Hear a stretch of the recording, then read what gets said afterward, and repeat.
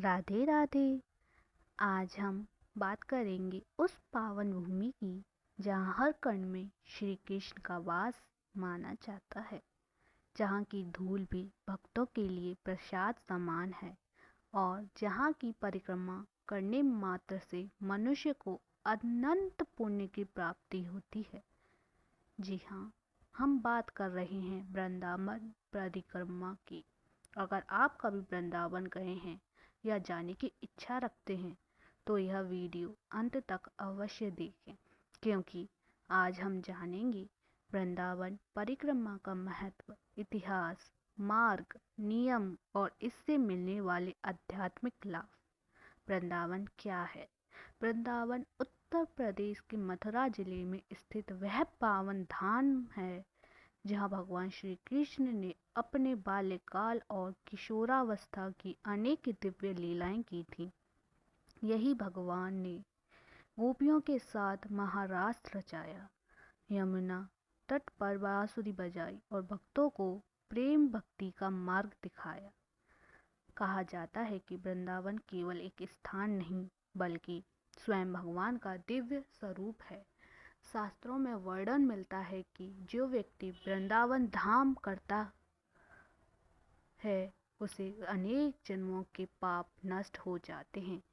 परिक्रमा का अर्थ क्या है? परिक्रमा का अर्थ है किसी पवित्र स्थान, देवता या तीर्थ के चारों ओर श्रद्धापूर्वक घूमना। हिंदू धर्म में परिक्रमा को अत्यंत महत्वपूर्ण माना गया है।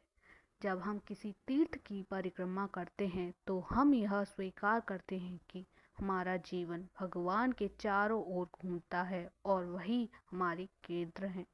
वृंदावन परिक्रमा भी इसी भाव से की जाती है। वृंदावन परिक्रमा की दूरी। वृंदावन परिक्रमा लगभग 10 से 12 किलोमीटर की मानी जाती है। यह परिक्रमा मार्ग वृंदावन के प्रमुख मंदिरों, कुंडों और पवित्र स्थलों से होकर गुजरता है। सामान्यतः भक्त इस परिक्रमा को 2 से 4 घंटे में पूरा कर लेते हैं। कुछ भक्त दंडवत परिक्रमा भी करते हैं, जिनमें कई दिनों या महीनों का समय लग सकता है। वृंदावन परिक्रमा का इतिहास। पुराणों में उल्लेख मिलता है कि वृंदावन धाम भगवान की नित्य लीला भूमि है। सदियों पहले अनेक संतों और महापुरुषों ने इस धाम की महिमा का प्रचार किया।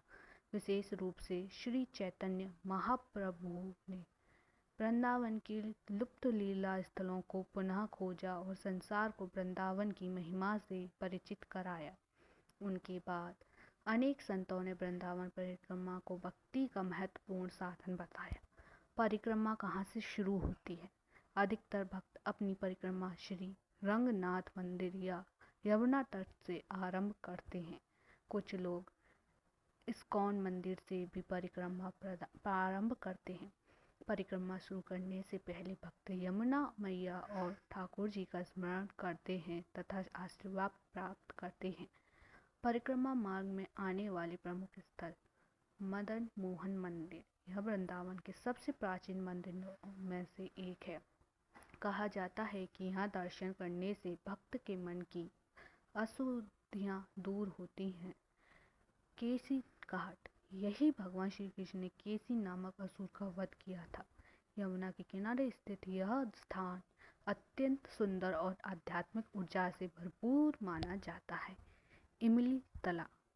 मान्यता है कि यहाँ भगवान श्री कृष्ण ध्यान में लीन होकर श्री राधा जी का स्मरण करते थे। यह स्थान भक्तों को प्रेम और भक्ति का संदेश देता है। श्रृंगार वट। कहा जाता है कि यहाँ श्री राधा और श्री कृष्ण की अनेक मधुर लीलाएं हुई थीं। भक्त इस स्थान पर विशेष श्रद्धा से प्रणाम करते हैं। यमुना महारानी। वृंदावन परिक्रमा में यमुना जी का विशेष महत्व है। यमुना को भगवान श्री कृष्ण की प्रिय माना जाता है। परिक्रमा के दौरान यमुना मैया के दर्शन अत्यंत शुभ माने जाते हैं। वृंदावन परिक्रमा का आध्यात्मिक महत्व। भक्तों, वृंदावन परिक्रमा केवल पैदल चलना नहीं है, यह आत्मा की यात्रा है। जब भक्त हर कदम पर राधे राधे का नाम लेते हैं, आगे बढ़ते हैं, तब उसका मन संसार के मोह से हटकर भगवान की ओर केंद्रित होने लगता है। शास्त्रों में कहा गया है कि वृंदावन की एक परिक्रमा हजारों यज्ञों के समान फल देने वाली होती है। यह परिक्रमा मन को शांति देती है, नकारात्मक विचारों को दूर करती है और भक्ति को बढ़ाती है। परिक्रमा के दौरान क्या करें? राधे राधे का नाम जप करें, मन को भगवान में लगाएं, किसी की निंदा ना करें, वृंदावन की पवित्रता बनाए रखें, पशु पक्षियों को भोजन कराएं, संतों और साधुओं का सम्मान करें, मंदिरों में दर्शन अवश्य करें। क्या नहीं करना चाहिए? कूड़ा कचरा ना फैलाएं, ऊंची आवाज में झगड़ा ना करें, मांस मदिरा और तामसिक भोजन से बचें, वृंदावन की धूल और पवित्र स्थलों का अनादर ना करें। परिक्रमा का सर्वोत्तम समय वैसे तो वर्ष भर परिक्रमा की जा सकती है, लेकिन विशेष रूप से कार्तिक मास, पुरुषोत्तम मास, एकादशी, पूर्णिमा, राधाष्टमी, जन्माष्टमी के अवसर पर लाखों भक्त वृंदावन परिक्रमा करते हैं। इन दिनों का आध्यात्मिक महत्व और भी अधिक माना जाता है। संतों की दृष्टि में वृंदावन, अनेक संतों ने कहा है कि वृंदावन कोई साधारण भूमि नहीं है, यह स्वयं भगवान का हृदय है। जो व्यक्ति सच्चे मन से वृंदावन आता है उसे भगवान अवश्य अपनी कृपा प्रदान करते हैं। वृंदावन की धूल का महत्व। भक्त वृंदावन की रज को अपने मस्तक पर लगाते हैं, इसे ब्रज रज कहा जाता है। मान्यता है कि इस पवित्र रज में अनंत संतों और भगवान की लीलाओं का स्पर्श है, इसलिए भक्त इसे अत्यंत श्रद्धा से ग्रहण करते हैं। दंडवत परिक्रमा क्या है? कुछ भक्त विशेष मनोकामना या गहन भक्ति भाव से दंडवत परिक्रमा करते हैं। वे एक बार पूर्ण दंडवत प्रणाम करते हैं, फिर उसी स्थान से आगे बढ़कर पुनः दंडवत करते हैं। इस प्रकार पूरी परिक्रमा करते हैं। यह अत्यंत कठिन साधना मानी जाती है। वृंदावन परिक्रमा का फल।